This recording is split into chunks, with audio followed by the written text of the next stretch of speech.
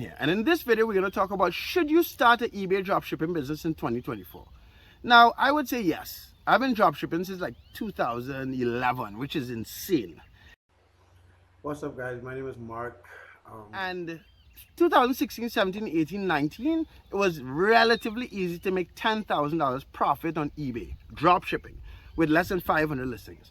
Now you're making $2,000 to $5,000 per account, and in order to get to $10,000, you would need 2 or 3 accounts. That's the reality, but it works. So if you're trying to make money online and not invest a lot of money, and you're willing to put in some time every day, you should start dropshipping on eBay.